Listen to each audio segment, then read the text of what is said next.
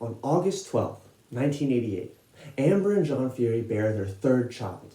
Both of their daughters beforehand sadly passed away as they were born prematurely, and their new baby boy, 8 weeks premature, didn't look like he would fare much better. Born weighing just 1 pound, the child miraculously survived, and his father, a heavyweight fighter himself, named the baby after the boxing heavyweight champion of the world at the time, Mike Tyson. From that day forth, Tyson Fury was set on a path to becoming the greatest heavyweight boxer of our generation. And in this speech, I will be telling all of you why I believe Tyson Fury is the most inspirational person alive. But to set the stage first, I want you to understand what shoes Tyson Fury had to fill. He came from a long line of gypsy bare-knuckle boxers. His father, grandfathers, and great-grandfathers were all bare-knuckle fighters, competing either for their own honor or to make money. In an interview with The Telegraph, Tyson states that he was brought up around fighting, watching the greats of the past, knowing from age 9 that his dream was to become heavyweight champion. And on that note, the heavyweight division has been known to boast legends of insurmountable renown, such as Muhammad Ali or Fury's namesake, Mike Tyson. Today, I will tell you all how Tyson Fury rose to greatness among the heavyweight ranks, and despite many issues with addiction and his mental health, has bounced back into the heavyweight spotlight better than ever. But first of all, let's discuss the first time Fury shook up the boxing landscape. Fury began his professional boxing career in 2008 at the age of 20. Standing at 6'9" and weighing 262 pounds, Fury was made for heavyweight boxing. He quickly began to build his way upwards, starting small, but with each win growing in recognition. His fast footwork and surprising agility for a man his size allowed him to go undefeated as a professional. In addition, he proved himself as a colorful personality. His rampant trash-talking raked in viewers. Remaining undefeated for several years and gaining a record of 24 wins and 0 losses, he gained an opportunity to fight for the heavyweight championship in 2015. At the time, the heavyweight division was ruled by Vladimir Klitschko, who had been champion for over a decade. Finally, Fury was faced with an opponent who matched him in size and skill. According to the Washington Post, Fury went into the fight as a 3-1 underdog. In a fight that lasted all 12 rounds, Fury's speed enabled him to go the entire fight, barely getting hit. He won the fight by unanimous decision. Tearfully, Fury addressed the crowd by saying that this was a dream come true. We worked so hard for this. I finally done it. Finally, Fury had achieved his lifelong dream. He was heavyweight champion, and he was on top of the world. But that, however, is not the end of the story.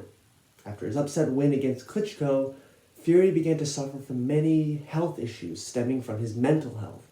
Facing the greatest times of his life, Fury inexplicably found himself depressed. After his victory, he fell down a rabbit hole of drugs and alcohol and ballooned up to 330 pounds.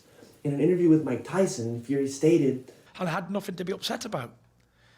I was heavyweight champion of the world. I was 27 years old. I had money, fame, glory, a family, achievements, kids, everything running so smooth, but it didn't matter because mental health will bring you to your knees." Fury relinquished his heavyweight title, and for the next 3 years, he succumbed to depression, anxiety, and suicidal thoughts.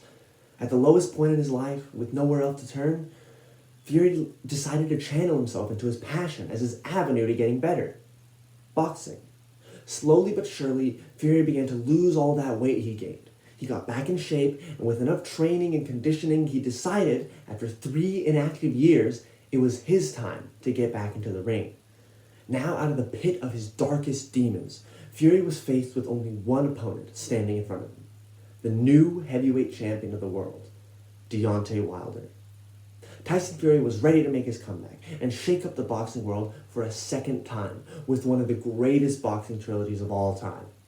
To set up the stakes, Deontay Wilder was a monster. Standing at 6'7", Wilder was another behemoth for Fury to face, and his punching power was otherworldly.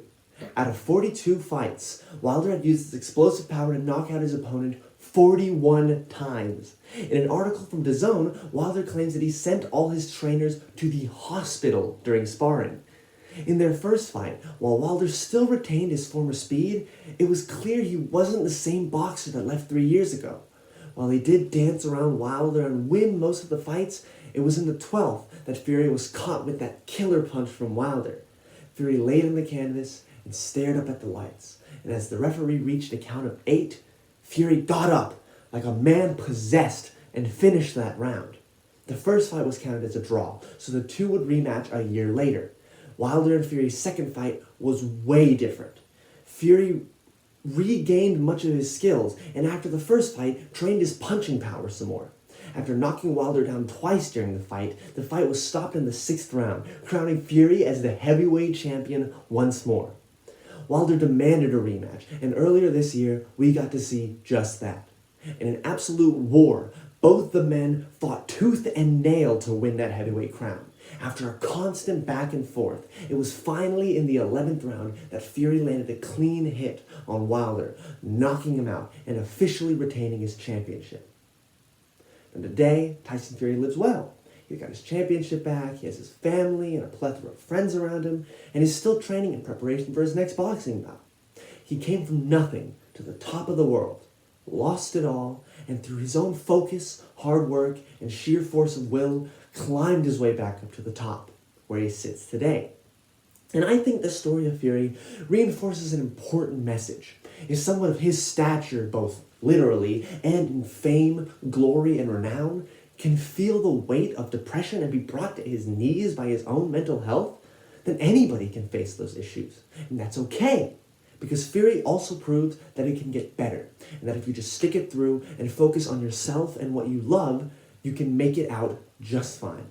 The last thing that Tyson Fury proves is that once you've defeated everything that plagues you up here, nobody else can stand in your way.